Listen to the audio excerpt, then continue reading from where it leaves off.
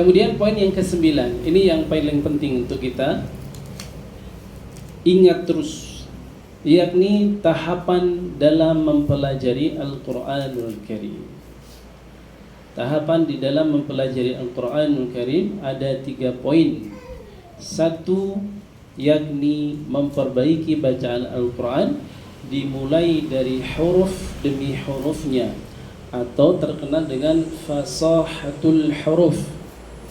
Kenapa kita perlu mempelajari Al-Quran dimulai dari huruf demi hurufnya? Karena ini sebabnya. Bapak Ibu, jenengan kenal Al-Quran itu turun kepada kita berapa juzuk? Berapa juz? 30 ya? 30. Kalau 30 juzuk tersebut, saya ambil 1 juzuk misalnya. Saya ambil 1 juzuk. Al-Quran menjadi sempurna atau tidak? Tidak sempurna kan? Al-Quran turun kepada kita berapa surah? 114 surah. Saya ambil 1 surah saja. Misalnya saya ambil di dalam Al-Quran itu dihapus Quran surah Al-Ikhlas. Kira-kira menjadi sempurna enggak 114 surah? Enggak sempurna. Dari surah turun ke ayat. Kita ambil contoh Qul huwallahu ahad, itu ada berapa ayat? 5. Berapa ayat? Qul huwallahu ahad berapa ayat? Berapa ayat, Bu? Qul huwallahu ahad, Allahus samad, lam yalid wa lam yulad wa lam yakul lahu kufuwan ahad. Surah Al-Ikhlas itu ada berapa ayat? Ada 4 ayat. Jika surah Al-Ikhlas ini saya ambil 1 ayat saja, saya baca Bismillahirrahmanirrahim, Allahus samad, jadi sempurna enggak surah Al-Ikhlasnya? Tidak sempurna, ya, tidak sempurna. Dari ayat turun ke huruf, Kita ambil contoh Bismillahirrahmanirrahim. Ada berapa huruf? Bismillahirrahmanirrahim ada berapa huruf? 19 huruf. Saya ambil 1 huruf, kira-kira sempurna enggak? Jadi enggak sempurna kan? Ganti huruf saja, enggak usah dihilangkan tapi diganti huruf. Bismillahirrahmanirrahim. Sempurna tidak? Dari sebab 1 huruf yang tidak sempurna mempengaruhi ayat tidak sempurna. Ayat tidak sempurna, 114 surah tidak sempurna. 114 surah tidak sempurna, maka tidak sempurna Al-Quran yang selama ini kita baca. Hanya sebabnya dari 1 huruf. Maka insya Allah kita bertemu dengan metode fasahatul lisan, memperbaiki bacaan Al-Quran huruf demi hurufnya sesuai dengan tahapan yang tadi kita sudah catat. Tahapan belajar pertama belajar Al-Quran yakni dengan memperbaiki huruf demi hurufnya. Itu adalah ujung daripada Al-Quran. Yang lebih dahsyatnya lagi, kita akan belajar huruf tersebut dalam keadaan huruf tersebut sukun. Contoh pada kata ini ya, ketika saya membaca ayat ini, kemudian saya berhenti karena dia ada di akhir ayat, maka yang akhir ayat itu harakatnya dhammah, dia terpaksa harus dibaca sukun apa tidak? Atau boleh kita baca wal fathu, otomatis harus disukunkan. Ada 2 huruf yang sukun, maka keduanya pun harus terbaca. Tidak boleh wal fat, haknya kemana? Sedangkan hak ini ditulis untuk dibaca. Maka kita akan mengenali bacaan Al-Quran dimulai dari ketika dia sukun. Seperti apa sukunnya huruf H? Ketika membaca 2 huruf sukun yang berjejer seperti ini, keduanya pun harus terbaca.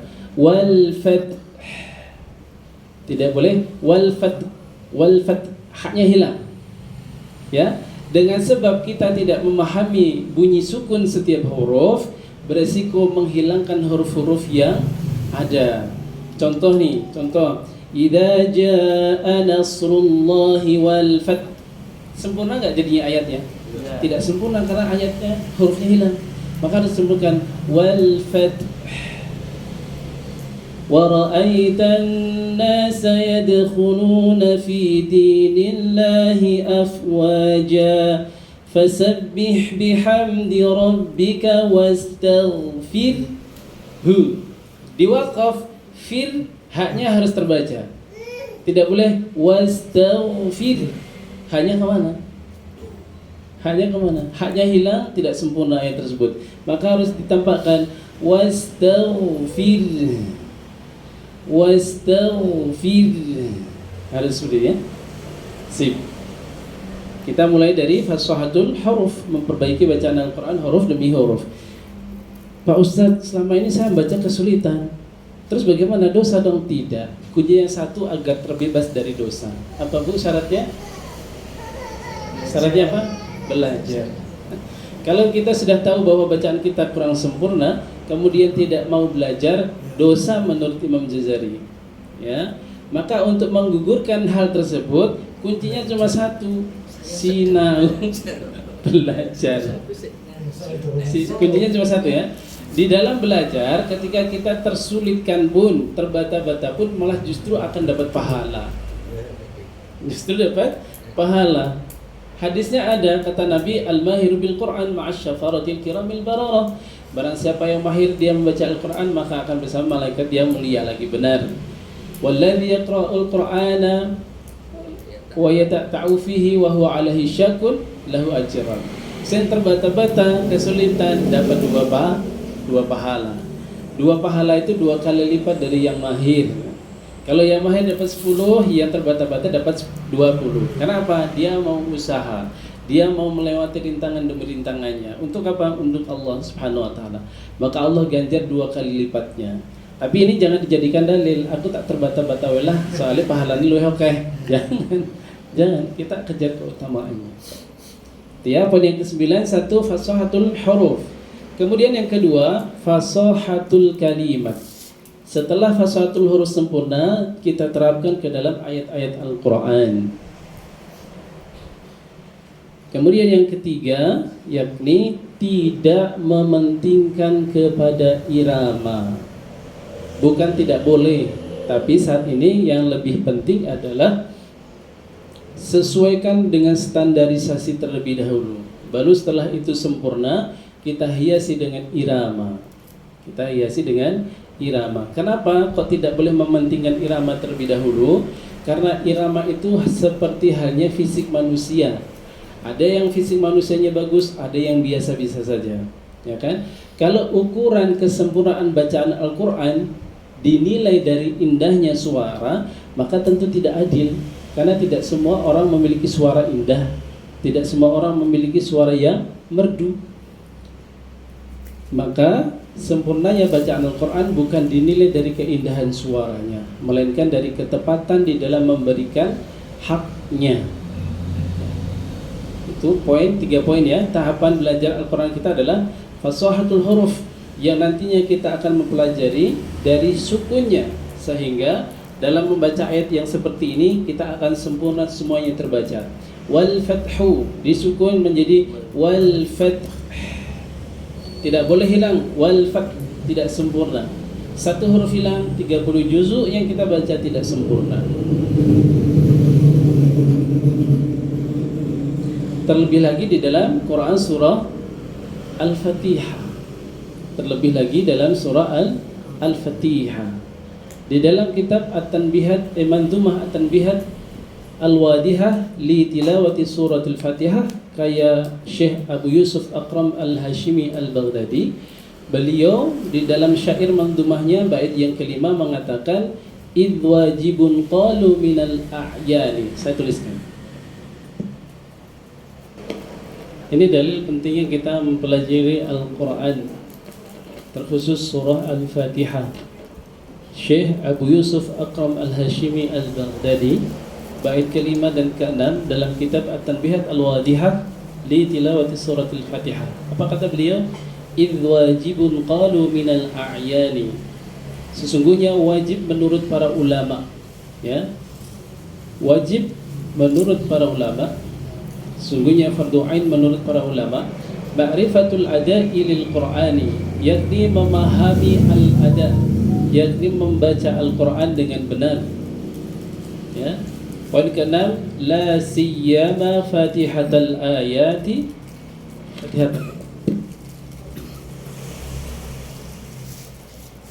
La siyama fatihatal ayati, terlebih lagi di dalam ayat-ayat surah Al-Fatihah. Kenapa? Fallahnu fiha, karena kesalahan pada ayat-ayat tersebut yubatilus salati, dapat berpotensi membatalkan salat. Yaitu ya, penting kita memahami membaca surah Al-Fatihah, karena disebutkan di dalam kitab tersebut la siyama fatihatul ayati, terlebih lagi di dalam ayat-ayat surah Al-Fatihah. Kenapa? Fallahnu fiha, karena kekeliruan ataupun kesalahan pada ayat-ayat surah Al-Fatihah yubatilus salati, dapat berpotensi membatalkan salat. Sebagaimana di awal pertemuan sudah disampaikan Ustaz Aris, alhamdulillah menjadi alhamdulillah maknanya berbeda jauh. Alhamdulillah itu segala puji, alhamdulillah itu segala kematian, segala kehancuran bagi Allah. Maka maknanya berubah total. Penting ketika kita mau mempelajari Al-Quran, maka diawali terlebih dahulu dari mentashih bacaan surah Al-Fatihahnya terlebih dahulu, dikarenakan bacaan Al-Fatihah merupakan rukun dari salat kita.